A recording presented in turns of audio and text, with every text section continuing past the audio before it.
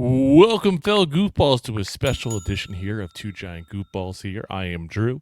Unfortunately, Rob wasn't able to join us here tonight, but I wanted to chime in here real quick while I'm on vacation, even to go ahead and give you guys all the news that happened here today, because there's a big story that came out here. So all day long, you're hearing rumors, rumblings, and it's all come to fruition here. So Adoree Jackson has come back to the New York Giants on a one-year deal. So, Joe Schoen had his press conference there a couple of days ago, said he was perfectly fine and content where the team was at, cornerback two there. And I think none of us needed Maury Povich to determine that was a lie. I mean, this guy's been bringing corner after corner after corner after corner in, trying to see if he can find a diamond in the rough here.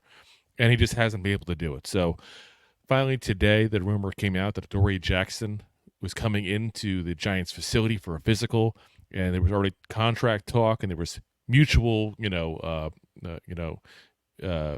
mutual desire to get something done there today. So, and it's been done. So, got to give credit first to the Ryan Dunleavy, who's the beat reporter who first told everybody the fact that Adoree Jackson was coming in for a physical today, and it was a little bit of a shocker there. I mean, it's been reported that both sides had a little bit of uneasy feelings about the way things ended, especially on the Giants end there. He really didn't have a great season for us last year. On top of that, there was issues that people had in the building thinking he was kind of dogging it and lacking effort towards the end of the season, especially there. I know Dan Duggan was out there on Twitter today talking about how he couldn't believe the Giants were bringing him back because of things he had heard as well. So, definitely a little bit of a surprise there. But, desperate times definitely come for, desperate measures there. Obviously, he spent the last 3 seasons there with the Giants. So last year, 63 tackles, 8 passes defensed, 1 interception, which returned for a 76-yard touchdown.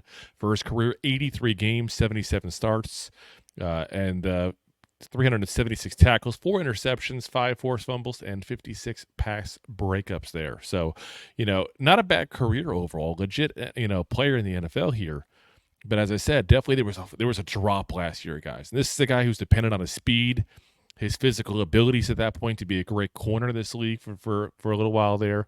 Had a first year we signed him. He was amazing here. But again, I mentioned this in the past. He was our CB2. James Bradbury that year was our CB1.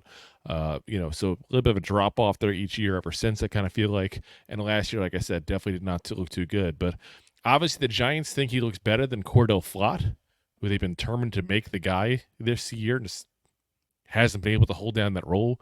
I always think he's better than Nick McLeod, who Rob and I discussed prior that we think is better than Flott at that point there.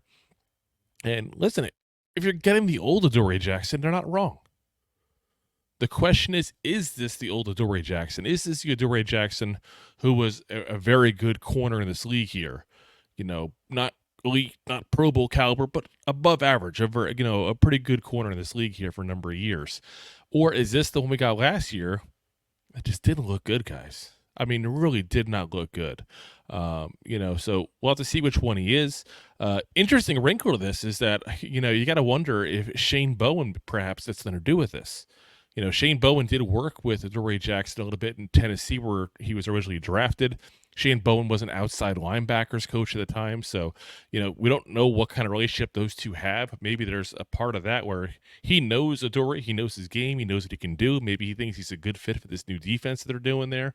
But again, time will tell on that. But guys, to me, this is a move that just reeks of desperation there. You bring a guy back into the building that you weren't happy with last year, that didn't look nearly as good last year. We haven't heard numbers yet, but I heard rumors, at least earlier today, that it's going to be around $5 million. We'll have to see when the numbers come out if that's what it turns out to be. But guys, I don't know about you. I'd rather spend the $10 million to get Stephon Gilmore at that point before he signed with the Vikings, assuming he wanted to come to the Giants. We don't know that end of it, obviously, there. But, I guess we plugged a hole. It's just a matter of, did we put a good plug in the hole? And we're going to find out there, especially week 1. We'll see what happens as far as if they move, Banks and Jackson and kind of split the time with Justin Jefferson. That's a pretty tough matchup. Obviously, this is Adoree Jackson's had some experience with him before, done pretty good, especially in 22 against him there. So we'll have to see what happens there. But stay tuned, Giant fans, because we'll have all the news coming to you guys as it comes out. So Appreciate you guys watching, and we'll give you guys updates as we have them. And of course, as always, Giant fans, go G-Man! If you like that clip, then you will love the full episodes too. Find us on your favorite podcast app and look for us on all your favorite social media platforms. Thanks so much.